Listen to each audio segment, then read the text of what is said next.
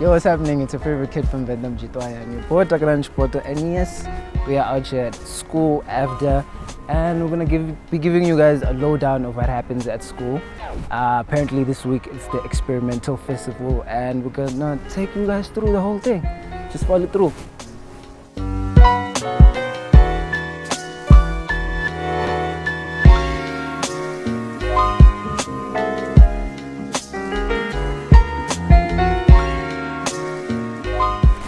So we're about to go down into the head office right now and talk to the head of TV school. So we have LP, we have film school, and we have TV school. So we're about to go interview him and just get the insight of what's going on.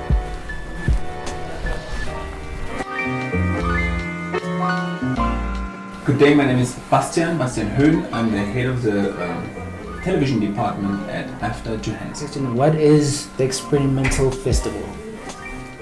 Traditionally, it was a festival where film students were asked to go crazy. Okay. So to do an experiment. Mm-hmm. So not your film that follows a certain pattern.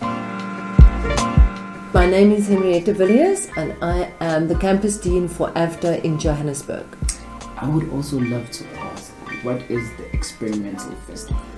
The experimental festival is our we have two festivals in a year. The one in June is the experimental festival, and then the one in November is our graduation festival. So what happens during the experimental festival is our exiting students, that would be our third and fourth years, are doing their first project of the year, and then it's a showcase and a festival to show all of our students and our audience these projects.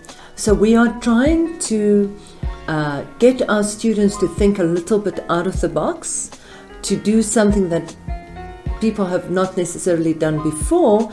And I think from that point of view, it marks AFDA very well as being a place where you can think in a different way.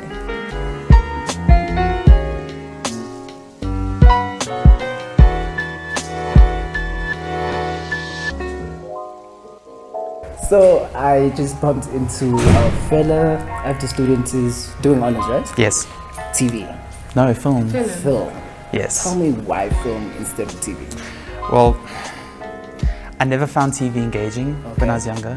Not in this country, at least. I found it like one of those cases where, when I was younger, reading books was one of those cases where I would constantly, I'd constantly picture the film in my head, lighting and everything, and I don't think I could ever achieve that with television. Yeah. So tell us about the work you've done and how the experience was. Well, I tend to make predominantly gay films, actually. So, because I feel like South African films don't tend to go in that direction. And it's like Pride Month, so. Exactly. Yeah. I'm glad you know that. Yeah. The number of people who haven't known that, actually. Yeah, I tend to go with gay films because I feel like there's a lack of representation in that. It's also like controversial. Exactly, it's very controversial. And like last year I made a film about gay conversion therapy and how like people get turned from gay to straight because that's apparently heterosexuality is the norm and all of that. And I found them quite difficult actually because a lot of people don't accept that way of thinking, and a lot of people don't accept that way of narrative making.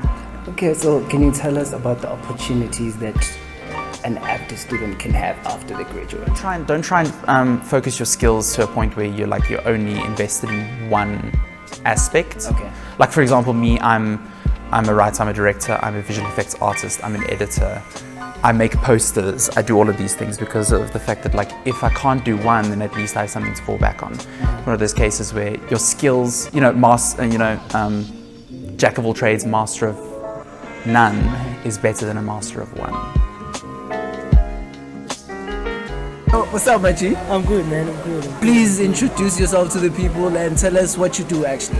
Tamsanga Sisahla Tuka. I'm a director writer in film third year. Okay. I wrote this movie named Jusst. I co-wrote it with my other co-director and writer, Mbasa Kupo. Chipota. Yeah. Yeah. Specifically speaking about Burst, something that you've co-written and directed with also, right? Yeah. What was the whole idea behind it, the concept? What concept- motivated you guys to like go with this production? So the concept came from the co-writer, my co-writer. She wants to talk about friendship, toxic friendship, something that's universal. Okay. It doesn't have any target market. Like the target market is vast. We don't have a certain age group because everybody goes through toxic friendship moments and toxic Depression and friendship. stuff. Yeah, like so we were just trying to tell the story of how one girl has to suffer this. I can't say suppression. Yeah, she suppresses her feelings because of her two best friends, Yeah. the new one and the old one. They're not getting along. Eventually she comes out. She bursts because all that emotion she's been suppressing and feeling like they're not listening to her. She bursts and then tells them, listen, it's either in my life or both of y'all just chuck. Yeah.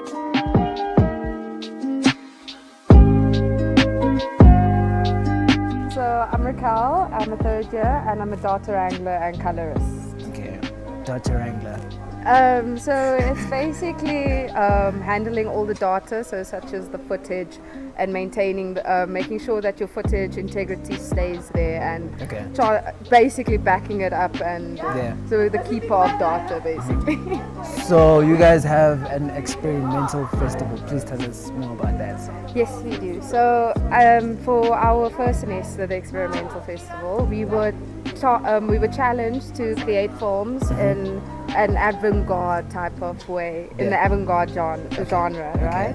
So it's basically what each third year thought was experimental towards them, because I mean, no one can really tell you what's experimental.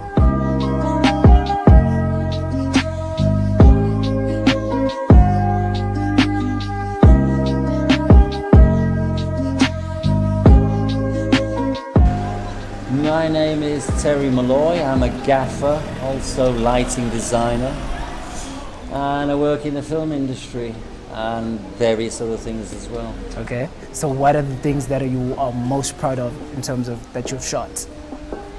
That I've shot. Yeah.